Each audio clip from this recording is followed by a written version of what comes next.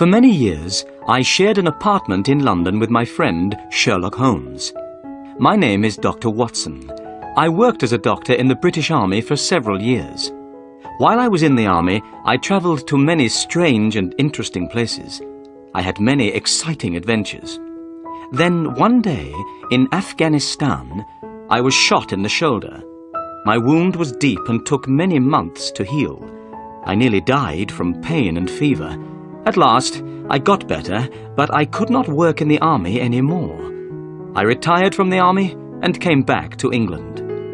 That is why I was living in London with Sherlock Holmes.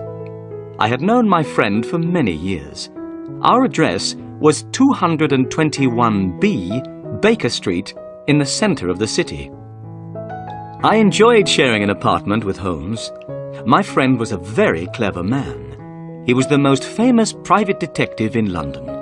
He helped to solve crimes and catch criminals. When people were in trouble or needed help, they came to Holmes. Sometimes the police came to Holmes and asked for help in catching a criminal. Sherlock Holmes did not care if his clients were rich or poor. He enjoyed solving their interesting problems. He was very happy when he was working. It was the most important thing in his life. One afternoon, I was reading a book and Holmes was standing by the window in our sitting room. Usually, he was very busy and active, but this afternoon he did not seem very happy. I was worried about my friend. "What's the matter with you today, Holmes?" I asked. "Come and stand at the window, Watson," Holmes said. "Look out into the street. See how uninteresting London is today." It was winter. The street outside was almost empty. Everyone was at home in front of their warm fires. "I need some work, Watson," said Holmes impatiently. "I cannot live without interesting problems and mysteries. That's why I became a private detective.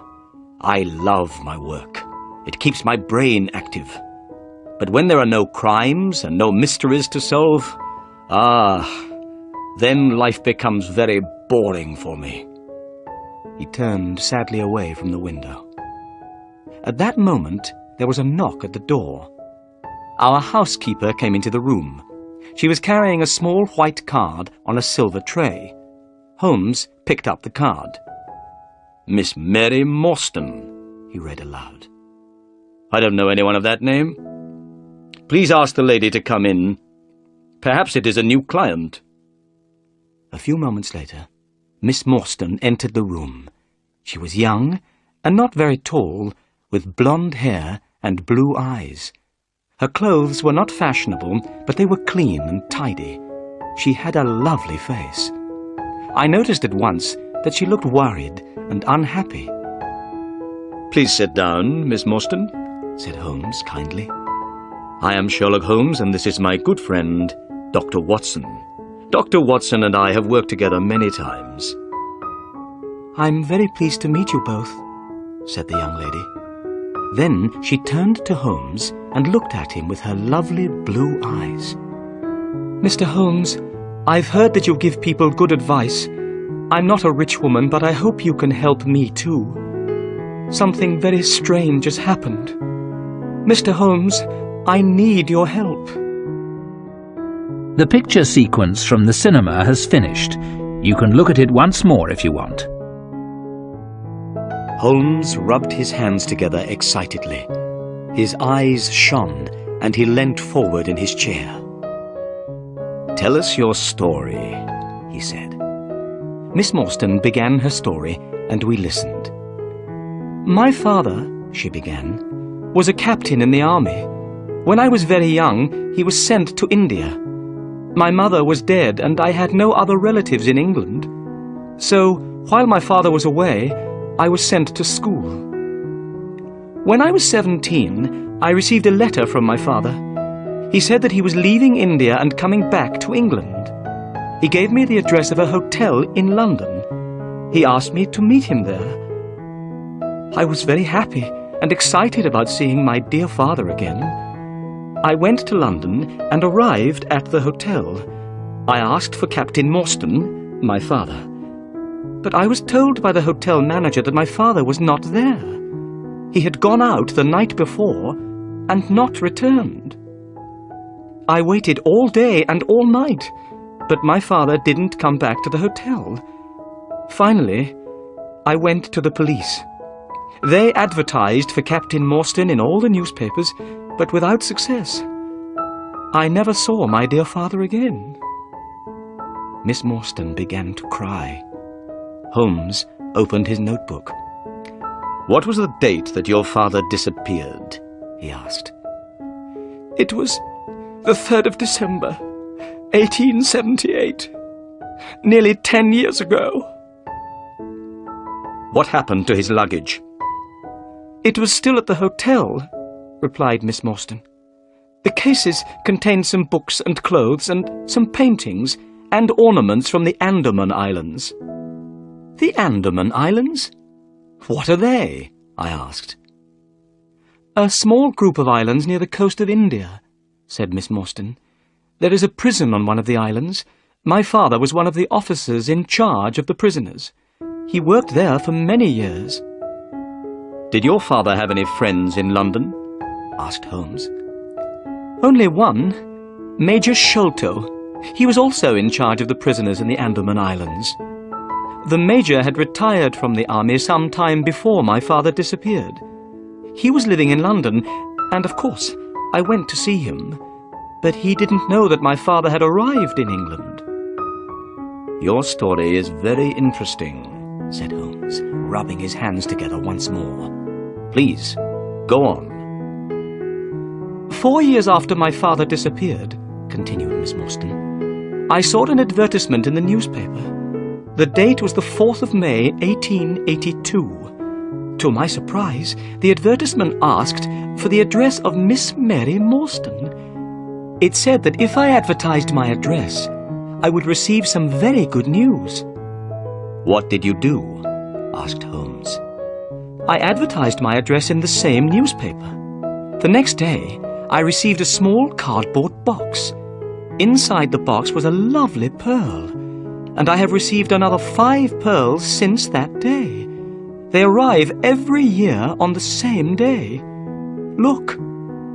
She opened a flat box and showed us 6 beautiful pearls.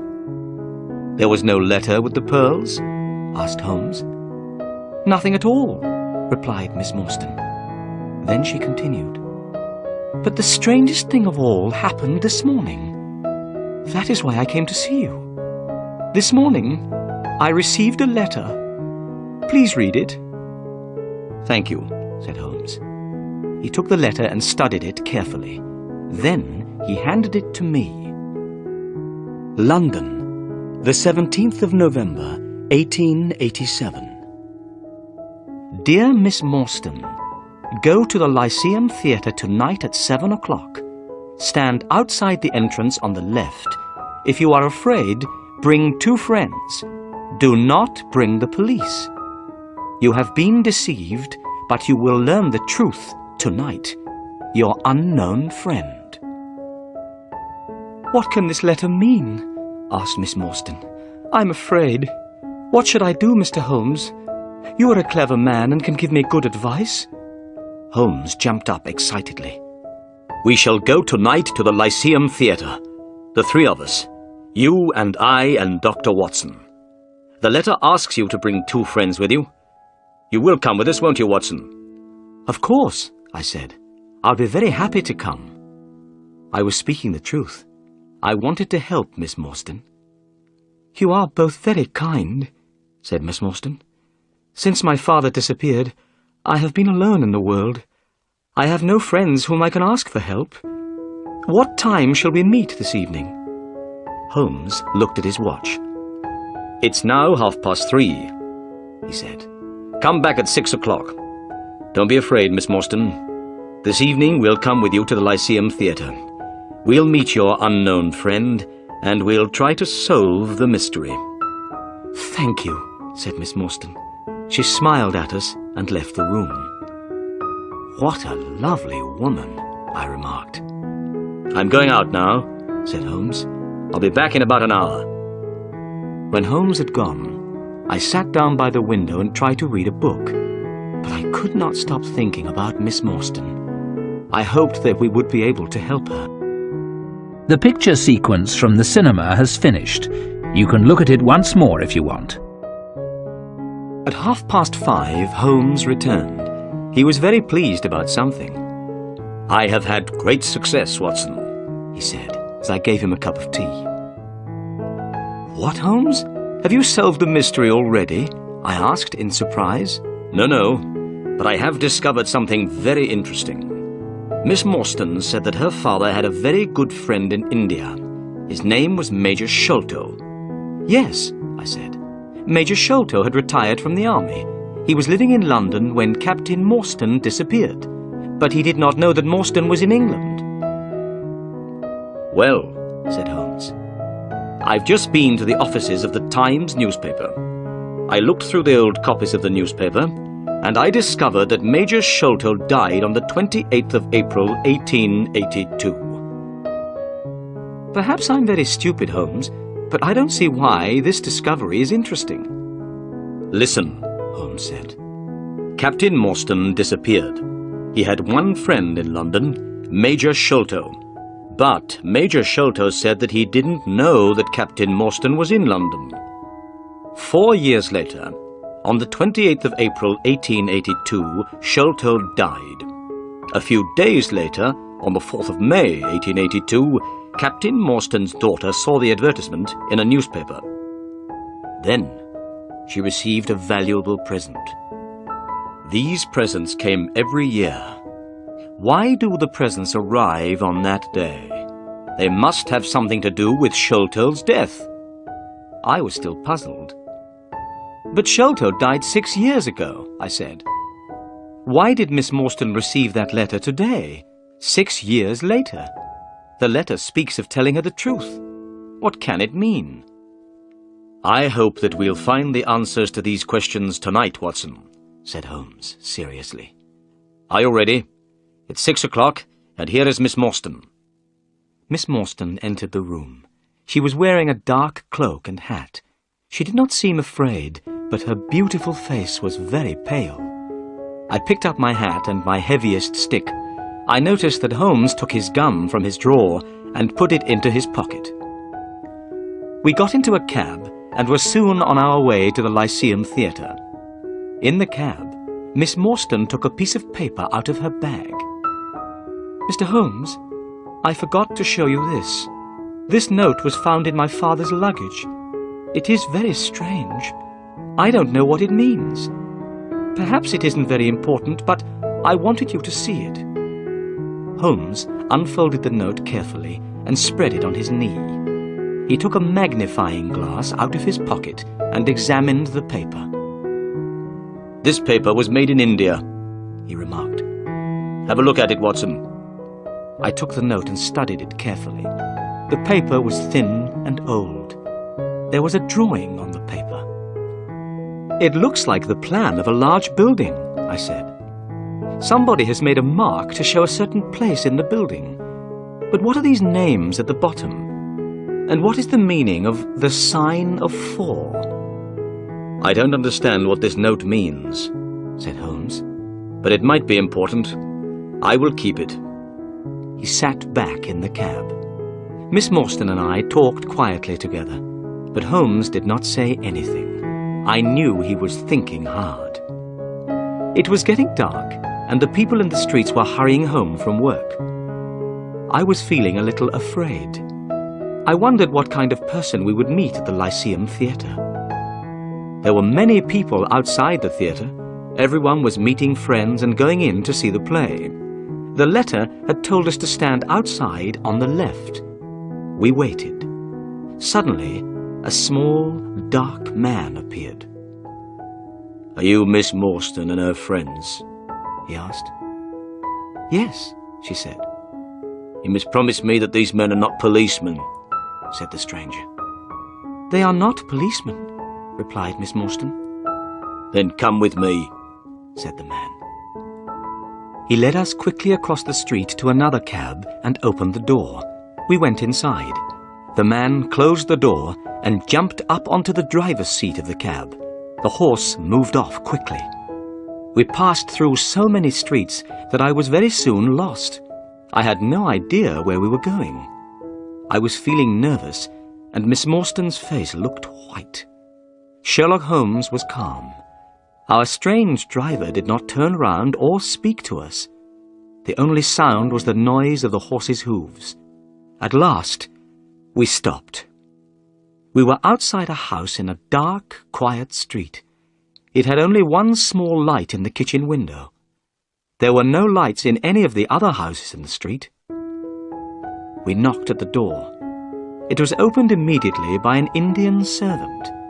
The Indian was wearing a bright yellow turban on his head. He had white clothes and a yellow belt. It was very strange to see such brightly coloured clothes in this quiet street in London. "My master is waiting for you," said the servant. As he spoke, we heard a man's voice. It came from one of the rooms inside the house. "Bring them in to me," the voice called. "Bring them straight in to me." The picture sequence from the cinema has finished. You can look at it once more if you want. We followed the Indian servant into the house. He stopped in front of an open door. "Come in! Come in!" said the voice. We entered, Holmes, Miss Morstan, and myself, and were astonished. The room in which we were standing was full of Indian paintings and ornaments. The carpet was soft and very thick. There were 2 large tiger skins on the walls. In the centre of the room stood a strange little man with a bald head. He was smiling, but he seemed very nervous. "My name," said the bald-headed man, "is Thaddeus Sholto. You are Miss Morstan, of course. And these 2 gentlemen?" "This is Mr. Sherlock Holmes, and this is Dr. Watson." "A doctor!" cried Thaddeus Sholto excitedly. "Oh, please could you listen to my heart? I'm very worried about my heart." I listened to his heart beating, but I could hear nothing wrong with it. "There's nothing wrong with your heart," I told him. "I'm so glad," said Thaddeus Sholto. "Miss Morstan, your father had a very weak heart. If his heart had been stronger, he would have been alive today." Miss Morstan sat down, and her face turned very white. "I knew that he was dead," she said. There were tears in her eyes. I was very angry with Thaddeus Sholto. He did not notice how much he had upset Miss Morstan. "Please, tell us why we've been brought here," said Miss Morstan. So Thaddeus Sholto began his strange story, and we listened. "My father," Sholto said, "was Major Sholto of the Indian Army. He retired from the army about 11 years ago. He bought a house in North London. He called the house Pondicherry Lodge. My brother, Bartholomew, and I were his only children. We knew that Captain Morstan, Miss Morstan's father, and our father had been very good friends in India. When we heard that Captain Morstan had disappeared, we were very upset. My brother, Bartholomew, and I also knew that our father was afraid of something. He never went out alone. He often spoke about a man with a wooden leg who followed him. He seemed very afraid of this man." "Did he tell you why he was afraid?" asked Holmes. "No, he didn't," Thaddeus Sholto replied. Then he continued with his story. "One day, in 1882, our father received a letter from India. This letter upset him very much. He became ill. Every day he grew weaker. At last, he was dying. He asked to see me and my brother Bartholomew. We went to his room. He told us to lock the door and come over to the bed. Then he held our hands and spoke to us. He said that he wanted to tell us the truth about Captain Morstan's death. He was the only person who knew this terrible secret. When Father was in India with Captain Morstan, they found a great treasure. It was called the Great Agra Treasure. The jewels in this treasure were worth more than £1 million. Father brought the Agra treasure back to England. Morstan followed him and came at once to the house to ask for his share. But the treasure had made Father greedy. He did not want to give any of it to Morstan. He wanted to keep it all for himself. Morstan became very angry. They had a terrible argument. Father knew that Morstan's heart was weak. Suddenly, the colour of Morstan's face changed. Father saw at once that Morstan was dead. He did not know what to do. He had not killed Morstan, but he was afraid that people would believe that he had killed Morstan. He decided to say nothing. He hid the body, and he also hid the great Agra treasure. Soon the news of Morstan's disappearance spread through London. Only our father knew the terrible truth. He told us as he was dying that he had been a wicked and greedy man. He said that he had acted very wrongly, but that he had paid for his crime. The Agra treasure never brought him happiness, only fear and guilt. Then he told us that Captain Morstan had a daughter called Mary. He asked us to listen carefully. Then he began to tell us where he had hidden the treasure. At that moment, a terrible change came over our father's face. He pointed at the window and cried out in a voice full of fear, "Keep him out! Keep him out!" My brother and I stared round at the window. We saw a horrible face looking in through the window. It was wild and had a black beard and cruel eyes. We rushed to the window, but the man had gone. When we went back to the bed, Father was dead. "What did you do then?" asked Holmes. "We ran out into the garden," replied Sholto. "We looked everywhere, but we found nothing. In the morning, we went to our father's room. We found that someone had been in the room during the night. There was a piece of paper on the bed beside my father's body, and on this paper some words were written. These words were the sign of 4.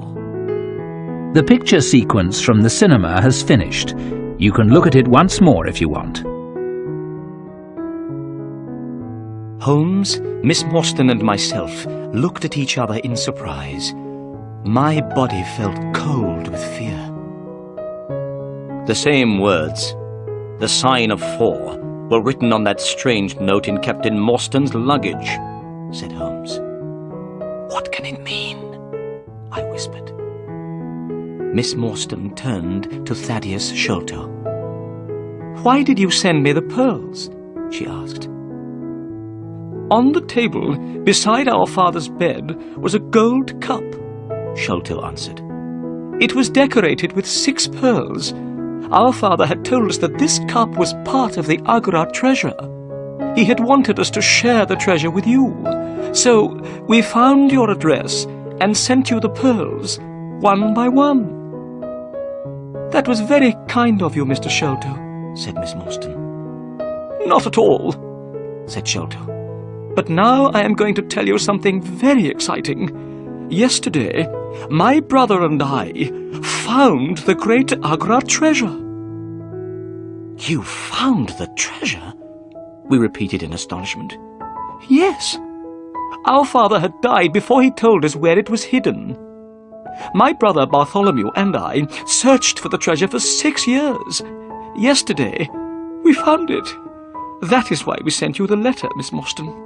We have found the treasure, but half of it belongs to you." "Where is the treasure now?" asked Holmes. "At my father's house, Pondicherry Lodge," replied Sholto. "My brother Bartholomew lives there now. We must go there immediately so that Miss Morstan can see the treasure and claim her share. Bartholomew is expecting us. Miss Morstan, tonight you will be a rich woman." Miss Morstan was going to be very rich. I should have been very happy, but I did not feel happy at all. I had fallen in love with Miss Morstan, but I did not have very much money. If she became rich, I could not ask her to marry me. Thaddeus Sholto put on his coat. "Come," he said. "I have a cab waiting outside. It will take us to Pondicherry Lodge. We must not be late." It was a long drive to Pondicherry Lodge. The night was cold, and the moon was shining brightly. As we sat in the cab, Thaddeus Sholto continued to talk. Holmes, Miss Morstan and myself listened. "My brother Bartholomew was a very clever man," he said. "He knew that the treasure was somewhere in the house. He had an idea. He measured the height of the house outside. It was 74 feet high. Then he measured the height of the rooms inside the house. He added the heights of the rooms together. The total was only 70 feet. There was extra space under the roof. My brother made a hole in the ceiling of the room on the top floor. He found a secret room. Inside this little room, the treasure chest was standing. Last night, I helped Bartholomew to lower the chest down into the room below. We opened the chest with a key which we found beside it." Thaddeus Sholto's voice became excited. "Inside the treasure chest were hundreds of beautiful jewels, diamonds, rubies, sapphires, and many others. They shone so brightly that they hurt our eyes. Miss Morstan, the Agra treasure is really wonderful. But here is Pondicherry Lodge. We have arrived. Soon you will see the treasure for yourself." It was now nearly 11 o'clock. Pondicherry Lodge was a big house with a high wall around it. Everything was black and silent. There was no light except the moonlight. "This is very strange," Thaddeus Sholto said nervously. "I don't understand why there are no lights. My brother Bartholomew is expecting us, but the house is dark." We walked up to the house. Suddenly we heard a noise coming from inside that great black house. It was the sound of a woman crying. "The only woman in the house is the housekeeper," said Sholto. "Something is wrong." We hurried to the door and knocked.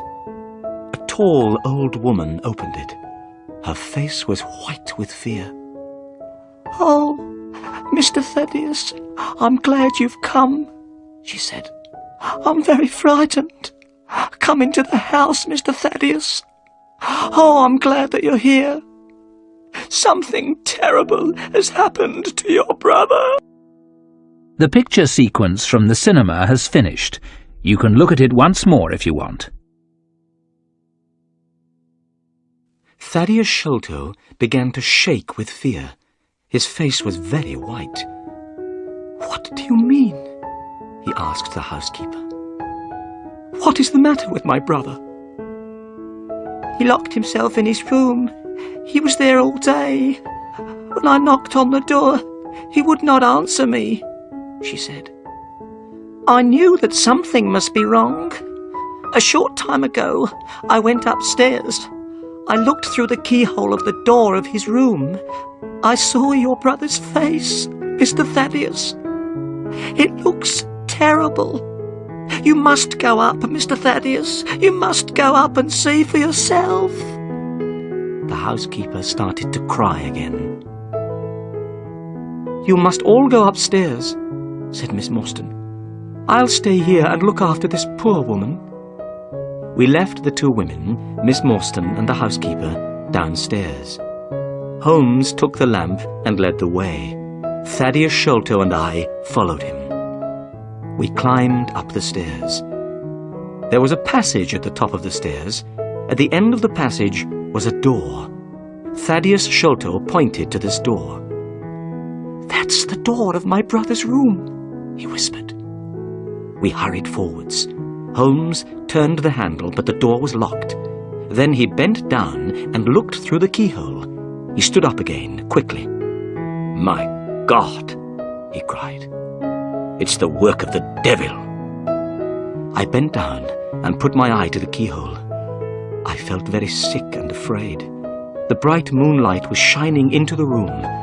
I could clearly see a face. This face was looking straight at me. It did not move. There was a horrible smile on the face. "This is terrible," I said to Holmes. "What shall we do?" "We must break down the door," he replied. We threw ourselves at the door, and it broke with a sudden crack. We were inside Bartholomew Sholto's room. Bartholomew Sholto was dead. He was sitting in a chair by a table. His body was stiff and cold. I could see that he had been dead for many hours. The dead man's body was twisted with pain. There was a horrible smile on his face. There was a piece of paper on the body. Holmes picked it up and read it. "Look," he said. In the light of the lamp, I read with horror, "The sign of 4." "What does it mean?" I asked. "It means murder," Holmes replied. He pointed to Bartholomew Sholto's ear. "Look." I looked. I saw something sticking in the dead man's skin near his ear. "It looks like a thorn," I said. "It is a thorn," said Holmes. "You can take it out, but be careful. It is poisoned." I took the thorn between my finger and thumb. I pulled it away easily from the dead man's skin. I looked at it. It was hard and sharp. I saw that it had poison on it. "So, this is how Bartholomew Sholto died," I said. "What a terrible death! But who killed him, and why?" We had forgotten about Thaddeus Sholto. He was still standing in the doorway. Suddenly, he gave a cry. "The treasure has gone," he said. "They've stolen the treasure. Look! Do you see that hole in the ceiling? We lowered the treasure down through that hole last night. After I had helped my brother with the treasure, I left him here in this room. I was the last person to see my brother alive. I heard him lock the door as I came downstairs." "What time was that?" asked Holmes. "It was 10 o'clock, and now my brother Bartholomew is dead, and the great Agra treasure has gone." The picture sequence from the cinema has finished. You can look at it once more if you want.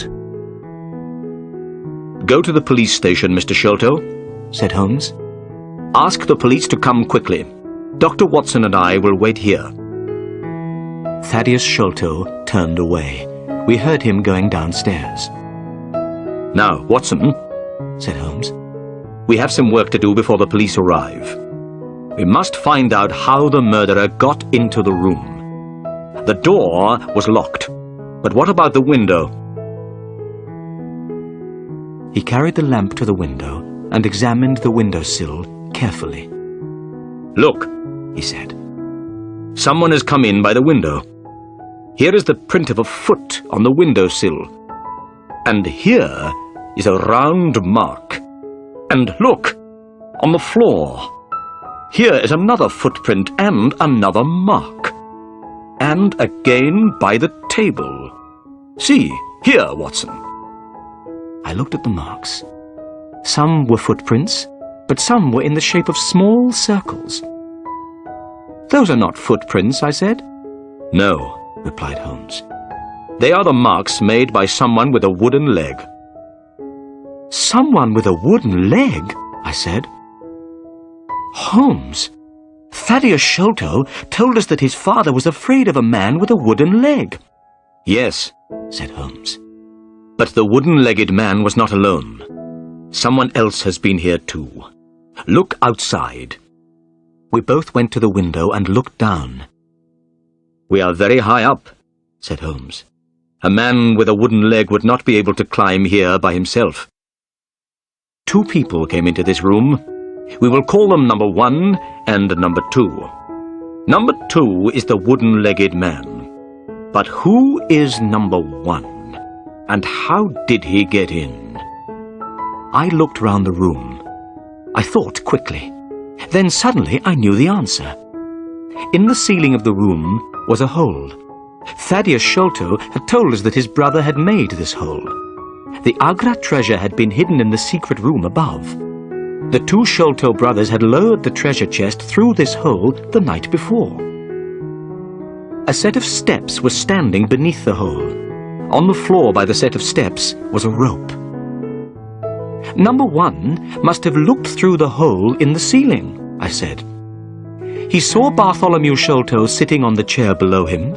He killed Sholto with a poisoned thorn. Then he must have taken the rope, opened the window, and thrown the end of the rope down into the garden.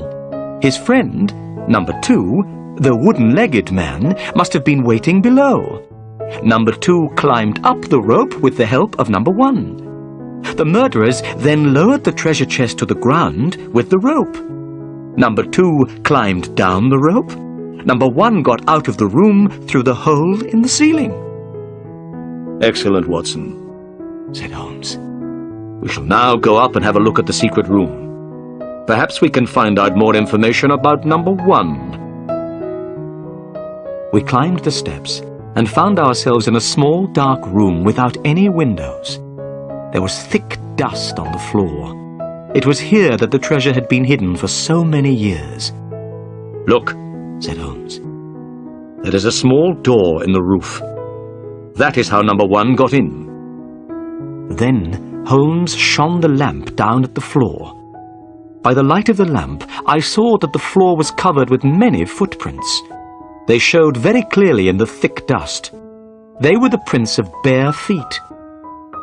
But they were not the footprints of an ordinary man. They were extremely small. Suddenly, a horrible thought came into my mind.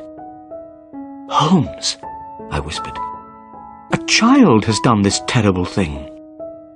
Holmes did not answer. He was still studying the tiny footprints. Finally, he spoke. No, he said slowly. I don't think it was a child.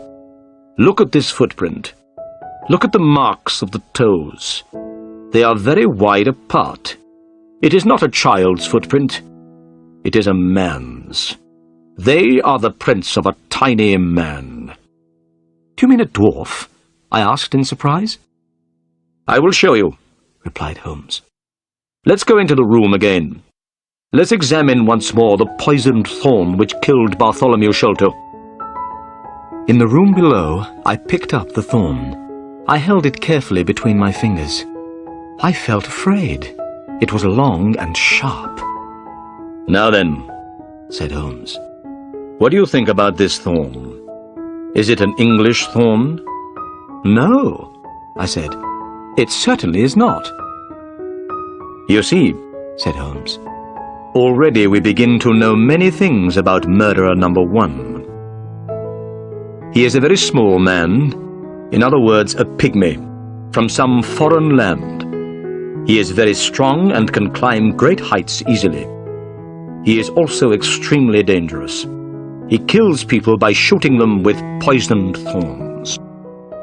The picture sequence from the cinema has finished. You can look at it once more if you want. I looked at Holmes in astonishment. How strange, I said. Why are a pygmy and a wooden-legged man working together? Who are these people, Holmes, and why did they kill Bartholomew Sholto?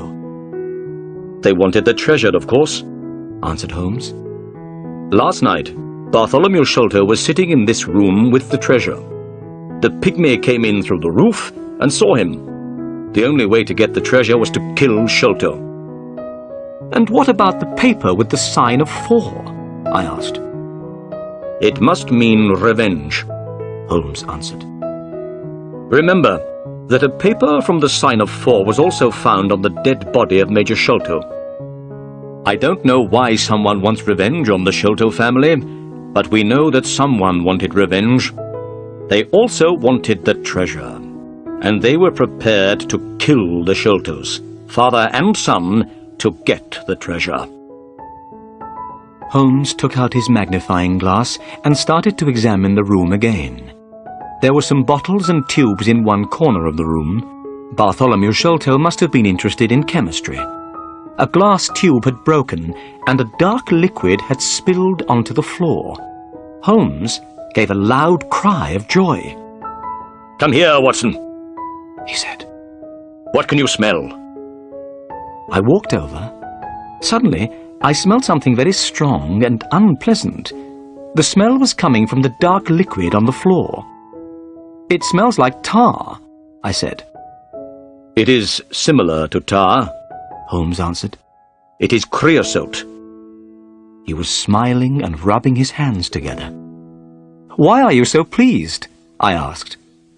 Holmes pointed to the floor. I saw a clearly marked small footprint. I realized that the pygmy had stepped in the creosote. "I know a dog which loves the smell of creosote. It will follow this smell for miles and miles," said Holmes. "We'll catch these murderers now." Just then, we heard footsteps and loud voices outside the room. "It's the police," said Holmes. As he spoke, a fat man in a grey suit entered the room. His face was red and his eyes were small and bright. He was followed by a policeman in uniform and by Thaddeus Sholto. I'd never seen the fat man before, but Holmes seemed to know him well. "Good evening, Inspector Jones," said Holmes politely. "Don't you remember me?" The fat man stopped and stared. He was not very pleased to see Holmes. "Why, yes, of course," he said. "You are Mr. Sherlock Holmes, the private detective. Yes, I remember you well. This is an interesting crime, Mr. Holmes. A man has been murdered, and jewels worth £1 million are missing. What do you think happened?" "Well," began Holmes, but Inspector Jones did not want to listen to my friend. He thought his own ideas were better. "Listen, Mr. Holmes, I will tell you what I think," he said importantly. "This man, Thaddeus Sholto, tells me that he was with his brother last night. They discovered the treasure together. He was the last person to see his brother alive. Now, I think that Thaddeus Sholto killed his brother. Then he ran off with the jewels." Oh no, it isn't true, cried Thaddeus Sholto. "What about the poisoned thorn in the dead man's skin?" asked Holmes. "And the paper with the sign of 4? "The thorn belongs to Thaddeus Sholto," replied Jones quickly. "I don't think the paper is very important. Perhaps it's a trick. But wait a moment. What's that up there? I see a hole in the ceiling. I must have a look." Inspector Jones went quickly up the steps. We heard him moving about noisily in the room above. Then he came down again. He was hot and dusty. "I know everything now," he cried. "I have found a door which leads out onto the roof. That was how Thaddeus Sholto escaped." "But the footprints," began Holmes. Inspector Jones was not listening. He had not noticed the tiny footprints. He turned to Thaddeus Sholto. The poor man was shaking with fear. "Mr. Sholto," said Jones, "I arrest you for the murder of your brother." I didn't do it, Thaddeus cried. "Please, Mr. Holmes, believe me." "Don't worry, Mr. Sholto," said Holmes. "I know that you didn't kill your brother. I will find the murderer." Inspector Jones turned to Holmes angrily. "Listen, Mr. Holmes," he said. "This is a matter for the police. It has nothing to do with you. Good night, gentlemen." Inspector Jones and the policeman took Thaddeus Sholto away. A few minutes later, the house was quiet again.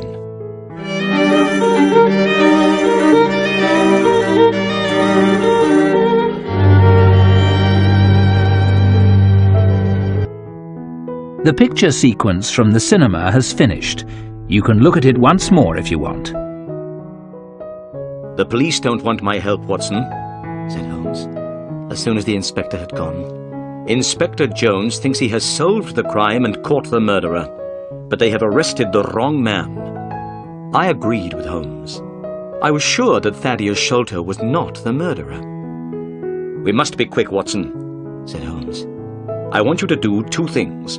First, take Miss Morstan home. Second, go to this address, 3 Pinchin Lane. Ask for Mr. Sherman. He has an old dog called Toby. I want you to bring Toby here. Meet me here in 2 hours' time." I took Miss Morstan home in Thaddeus Sholto's cab. She was very upset by what had happened and spoke very little. I promised that I would visit her the next day. Then I went to the address which Holmes had given me. It was the middle of the night, and the streets of London were black and silent. As the cab went along, I thought about everything that had happened. We had discovered the truth about some things. The death of Captain Morstan, the sending of the pearls to Miss Morstan, the advertisement, the letter. All these things were clear. Now there were other mysteries which we had to solve. Where was the Indian treasure? What was the plan found in Morstan's luggage? Who wanted Bartholomew Sholto to die? Where were the pygmy and the wooden-legged man? What did all these things mean?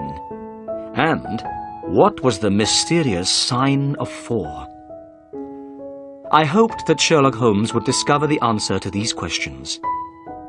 Soon I arrived in Pinchin Lane, the address where Holmes had sent me.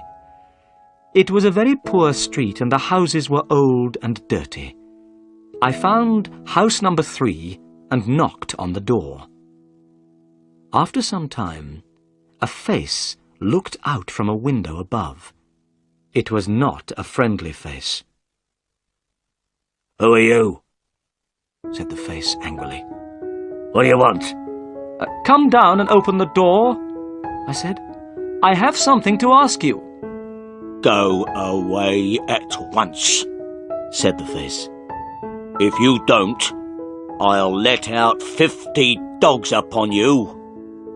My friend, Mr. Sherlock Holmes, I began.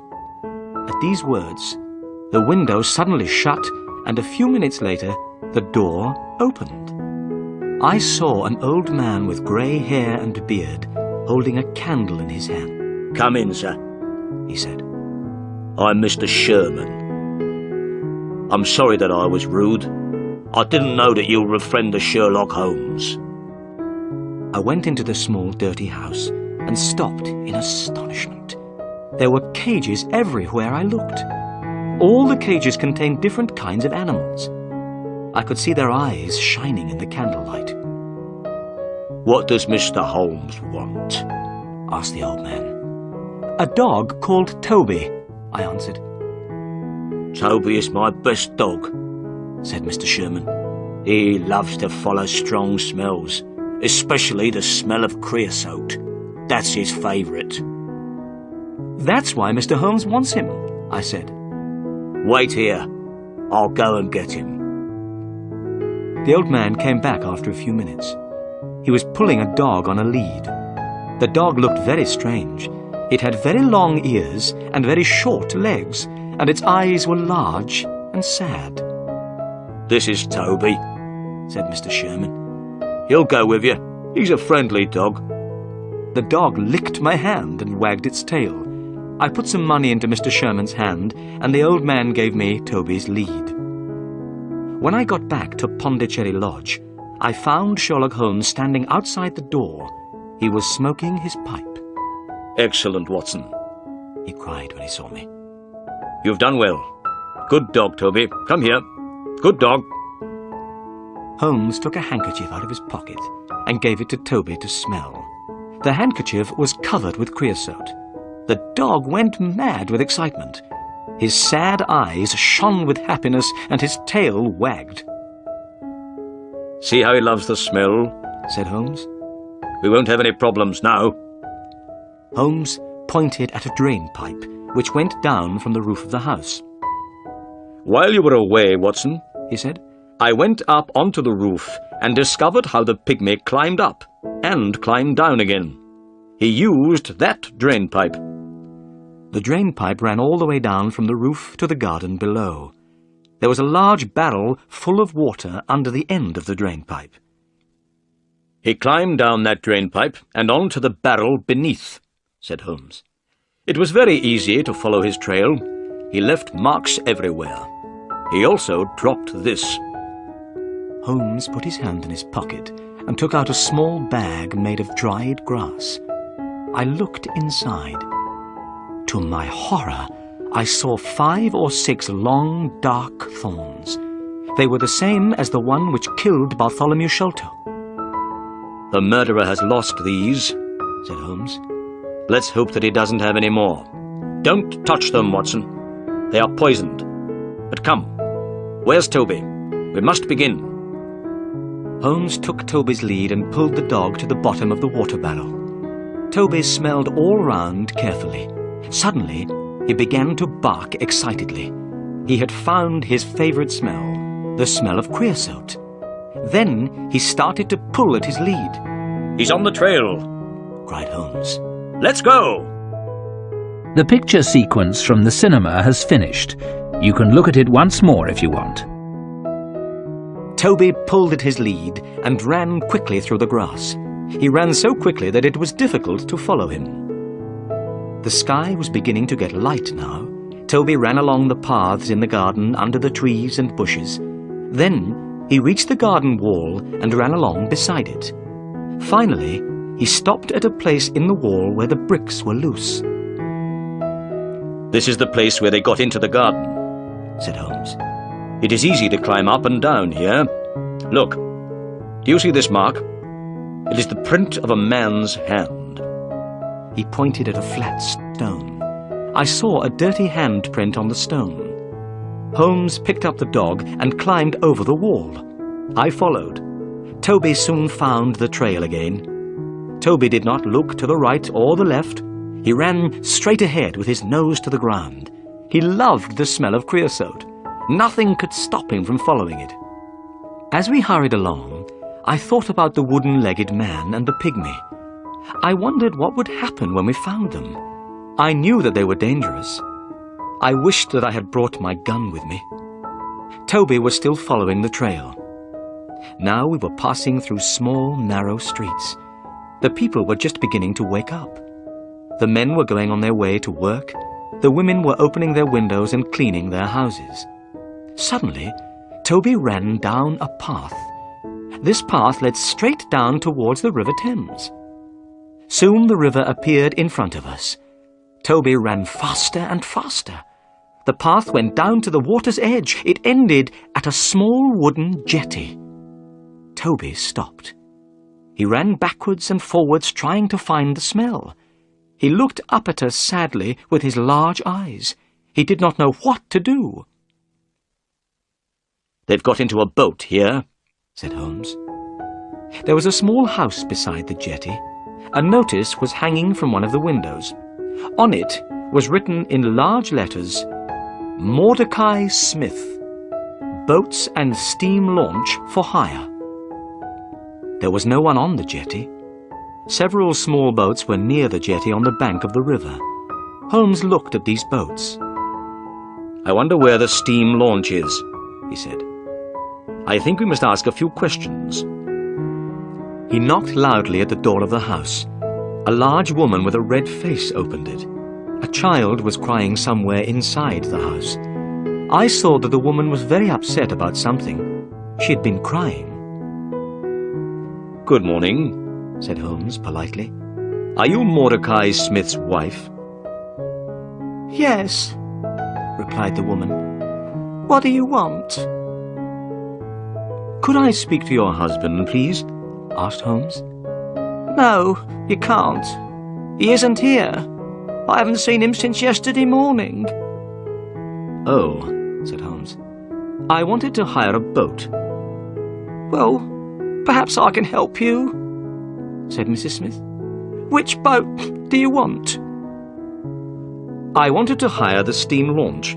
I have heard it is a very good boat. Let me see, what's the name? The Aurora, sir," said Mrs. Smith. Oh, yes, that's right. I remember now. But where is the Aurora?" said Holmes, looking around. "I don't see a steam launch anywhere." "Oh, sir, my husband has gone in the Aurora," Mrs. Smith replied, and burst into tears. "I'm very worried about him. I don't trust that wooden-legged man." "What wooden-legged man, Mrs. Smith?" asked Holmes in a surprised voice. "I don't know who he is, sir, but my husband went with a wooden-legged man in the Aurora yesterday morning and hasn't come back." The picture sequence from the cinema has finished. You can look at it once more if you want. "I'm very sorry to hear that, Mrs. Smith," said Holmes. "Tell me, was this wooden-legged man alone?" "I don't know, sir. I didn't see anyone else, but it was very dark. It was 3 o'clock in the morning. I could not be sure." "What does the Aurora look like?" asked Holmes. "The Aurora is black, sir, with 2 red stripes down each side. It has a black funnel with a white stripe.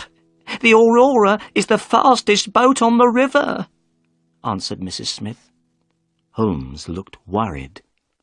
"That's very interesting," he said. "Try not to worry about your husband, Mrs. Smith. I am going up the river myself. If I see Mr. Smith, I will tell him that I have seen you. Goodbye." "Goodbye, and thank you," said Mordecai Smith's wife. She had stopped crying. She went inside her house and closed the door.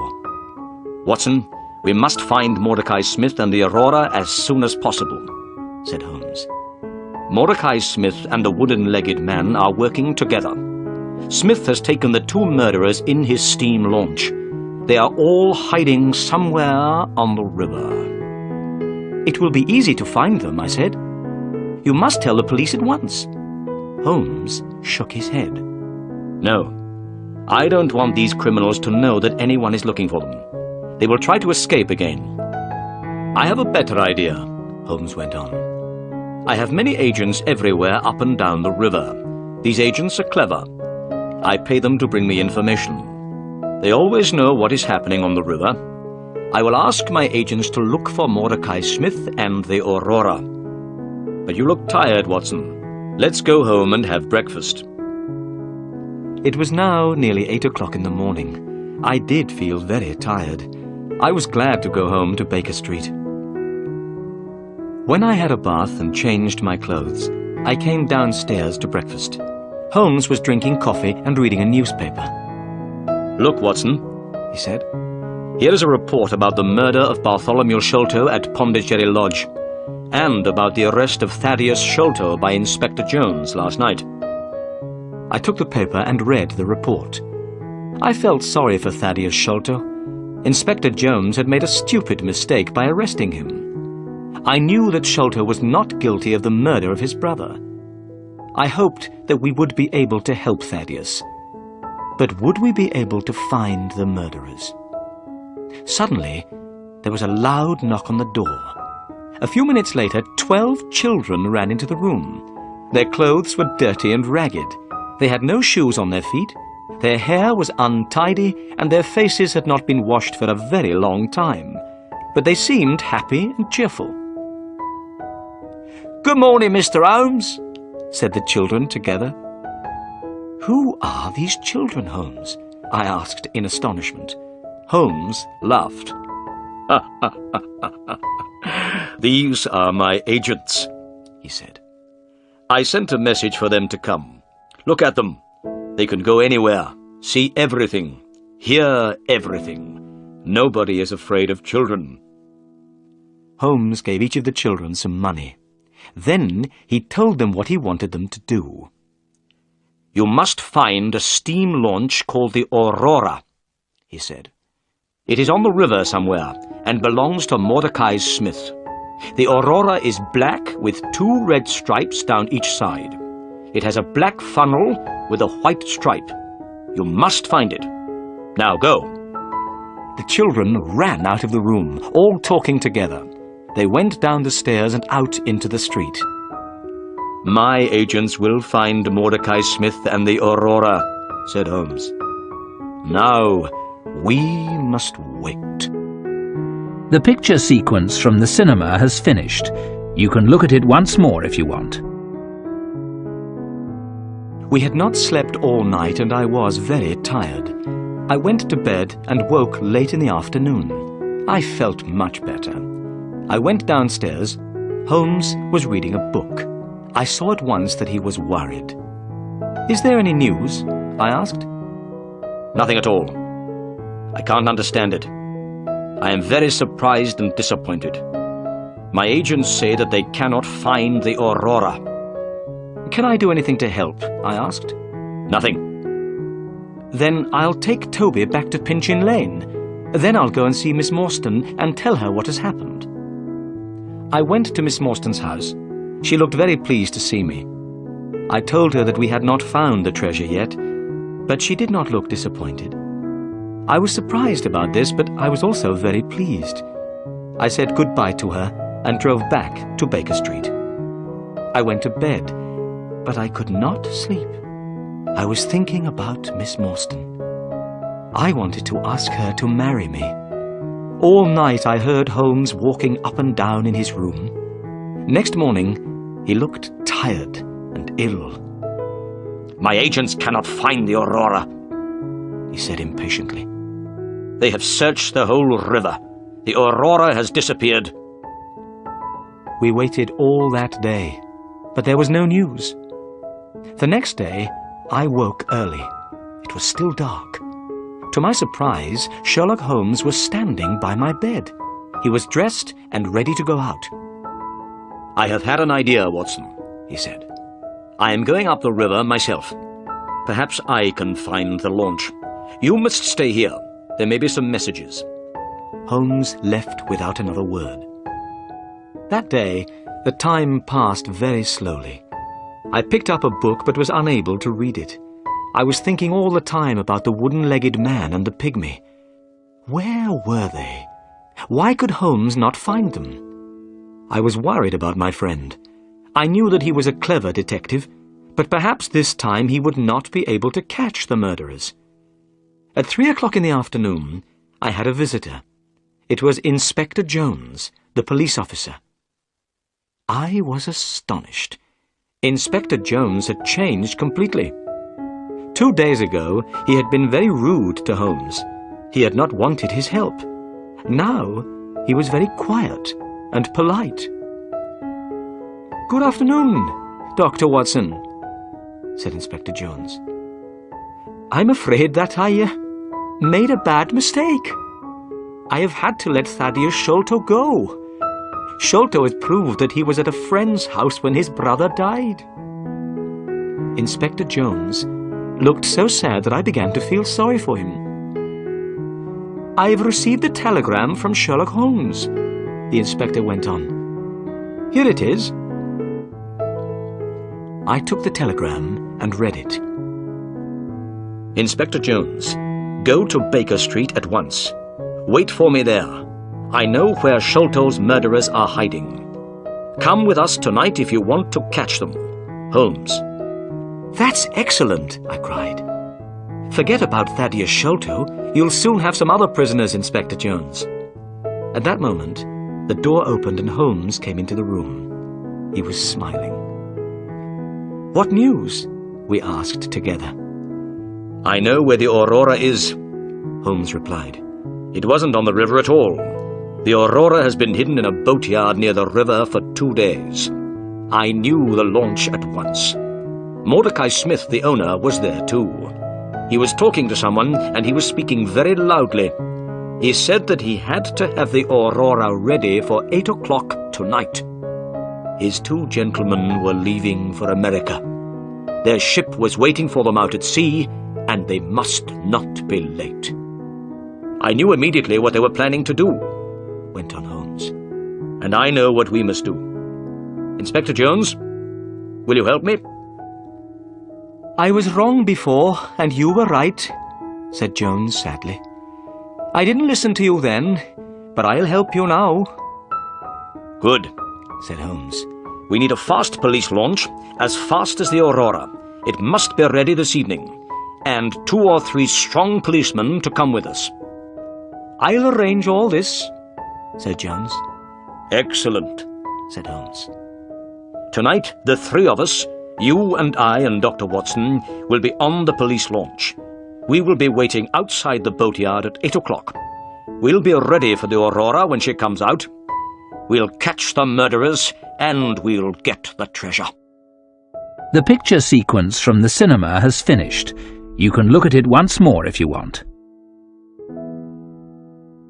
At 7 o'clock that evening, the 3 of us, Inspector Jones, Holmes, and myself, went down to the river.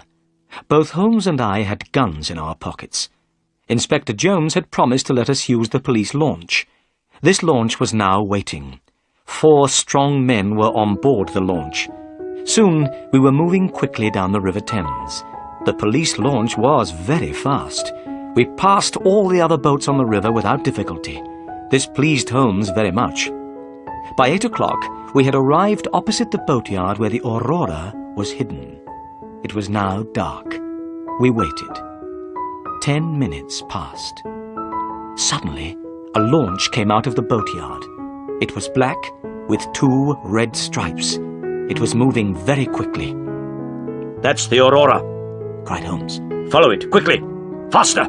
Faster! We must catch them!" We were going so fast that the police launch started to shake, but we could not get near to the Aurora. The chase became more and more exciting. We went in and out between other boats. Many times I closed my eyes. I was sure that we would hit something.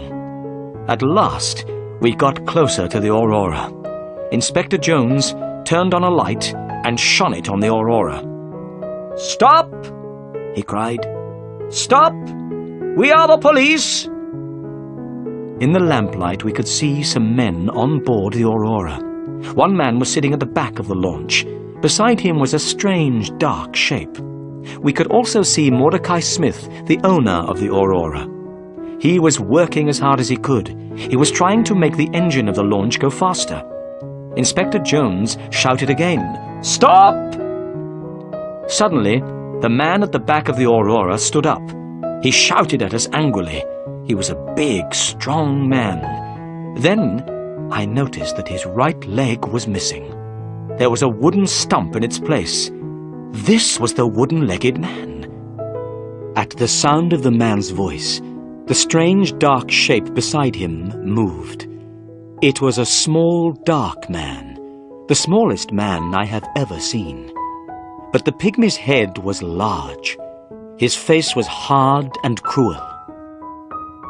As soon as Holmes saw the pygmy, he took out his gun. I did the same. "Shoot him if he moves his hand," said Holmes. At that moment, the pygmy put a short piece of wood to his lips. We fired our guns together. The pygmy fell backwards into the water with a terrible cry. The wooden-legged man turned the Aurora towards the bank of the river. As soon as the Aurora touched the bank of the river, he jumped out. It happened so quickly that we were not able to slow down and stop the police launch. The man had landed in the soft, wet mud of the riverbank, but his wooden leg had stuck in the mud. He could not move. We managed to turn the police launch round. We went towards the wooden-legged man and threw him a rope. Then we pulled him up over the side of our launch. Mordecai Smith was still on the Aurora, but he did not try to escape. We tied the Aurora to our launch. The chase was over. On the deck of the Aurora there was a big, heavy chest. We were sure that it contained the Agra treasure. We carried the heavy box onto the police launch. Suddenly, Holmes stopped and pointed. "Look," he said. I looked where Holmes was pointing. I saw one of the pygmy's poisoned thorns. It was fixed in the wood where Holmes and I had been standing. The poisoned thorn had passed through the air between us. Holmes was smiling, but I felt cold and sick. We had escaped a horrible death. As we went back up the river, we shone our light on the water. We were looking for the body of the pygmy, but we saw nothing. His body still lies somewhere at the bottom of the River Thames. The picture sequence from the cinema has finished. You can look at it once more if you want. The wooden-legged man was our prisoner. He was sitting in the police launch opposite the treasure chest. He was about 50 years old. He had black curly hair and a black beard. He did not look angry anymore. He was not interested in anything. "What's your name?" Holmes asked him. "Jonathan Small," replied the man. "Jonathan Small?" repeated Holmes. He took out the piece of paper which had been found in Captain Morstan's luggage. Holmes read out what was written on the piece of paper. "Jonathan Small, Mohammed Singh, Abdullah Khan, Dost Akbar, the sign of 4. "Give me that paper," said the man. Holmes gave it to him. "Yes," Small said. "I am one of the sign of 4. This paper is a plan of the fortress at Agra in India. My 3 friends and I found the treasure many years ago. Tonight, I have lost the Agra treasure, and you have killed my dear friend, Tonga. I'm not sorry about the deaths of Sholto and his son. I'm not sorry about anything. Do what you like with me." "You will tell us your story later," said Holmes. "But first, Watson, will you take the treasure to Miss Morstan?" "I shall be pleased to do that," I said. But I was not speaking the truth. I did not want to take the treasure to Miss Morstan. I did not want her to become a rich woman. "Inspector Jones and I will take our prisoner to Baker Street," said Holmes. "We'll meet you there, Watson." Then Holmes turned to Jonathan Small. "But where is the key of the treasure chest?" "At the bottom of the river," replied Jonathan Small. "Why did you throw it away?" cried Inspector Jones angrily. "You've made things very difficult for us." Jonathan Small did not speak. He did not care what Jones said. When we got to the jetty, I got out of the launch with the treasure chest. I found a cab and drove to Miss Morstan's house. Miss Morstan was sitting by the window. She was wearing a pretty white dress and her hair was shining brightly in the lamplight. "How nice to see you," she said when she saw me. "Do you have any news?" "I've brought something better than news," I said, trying to speak happily. "I've brought the Agra treasure." I put the heavy chest down on the table. Miss Morstan did not look very excited.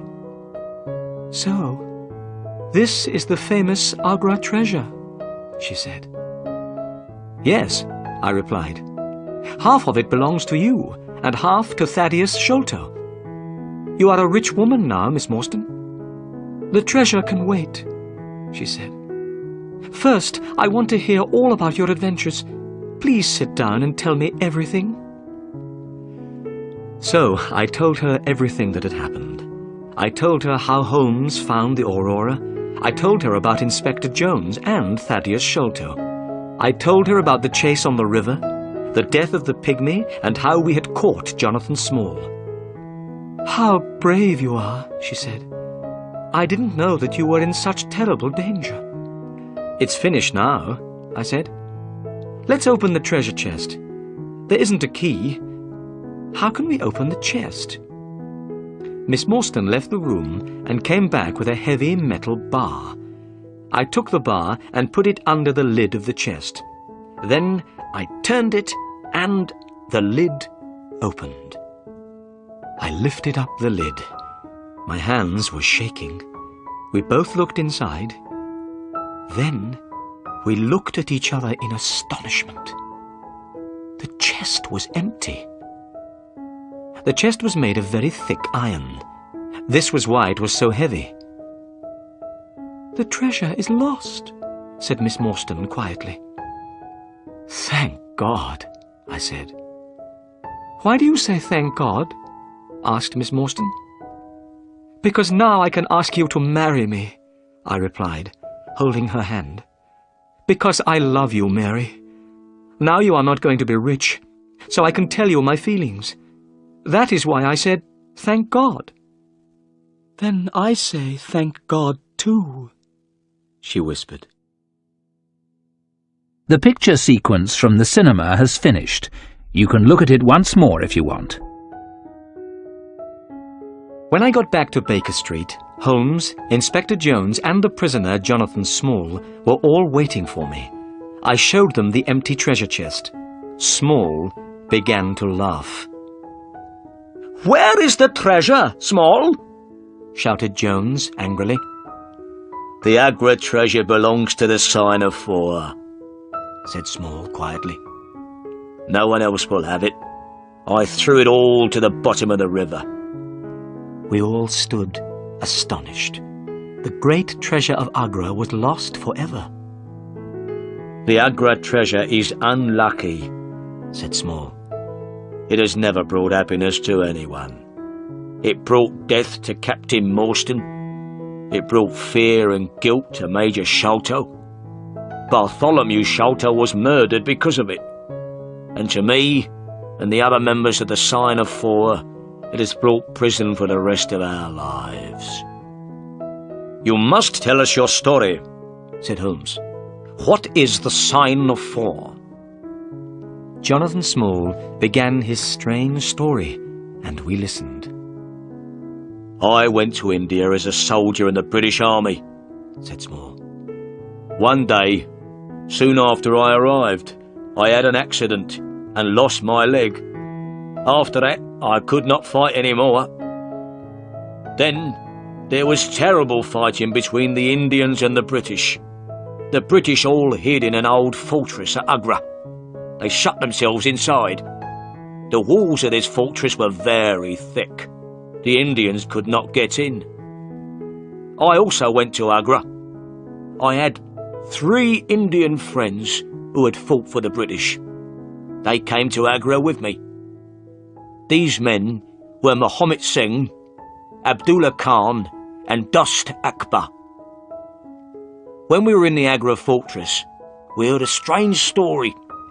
It was about a great treasure which had been hidden in the fortress. It had been hidden for many years. The 4 of us decided to look for this treasure. And one day, we found it. It was hidden under the floor in a secret room. We were astonished by what we had found. We had never seen so many beautiful jewels.